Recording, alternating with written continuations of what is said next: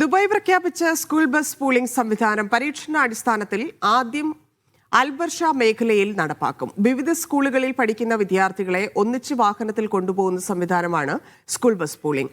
1000 ദിർഹമായിരിക്കും ഇതിന്റെ ഫീസ്. RTIയുമായി സഹകരിച്ച് school bus pooling നടപ്പാക്കുന്ന യാങ്കോ ഗ്രൂപ്പാണ് പദ്ധതിയുടെ വിശദാംശങ്ങൾ പങ്കുവച്ചത്. 14 വയസ്സ് മുതൽ പ്രായമുള്ള വിദ്യാർത്ഥികൾക്കാണ് ഈ സേവനം ലഭ്യമാവുക. ആഡംബര SUVകളാണ് ആദ്യം സർവീസിനായി ഉപയോഗിക്കുന്നത്.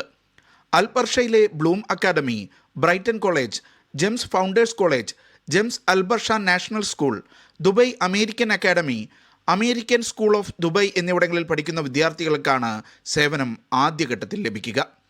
2 ആഴ്ചയ്ക്കകം ഈ സേവനം തുടങ്ങും.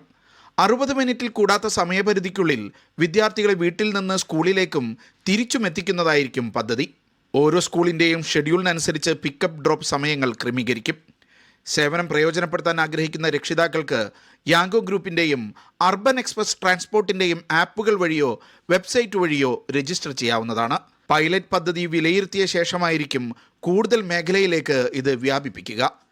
സ്വകാര്യ കാറുകളിൽ സ്കൂളിലെത്തുന്ന വിദ്യാർത്ഥികൾക്ക് ബദൽ സൗകര്യമാകുന്ന പദ്ധതി സ്കൂൾ മേഖലയിൽ ഗതാഗതക്കുരുക്ക് കുറയ്ക്കുമെന്നാണ് കണക്കാക്കുന്നത്. Media 1, Dubai.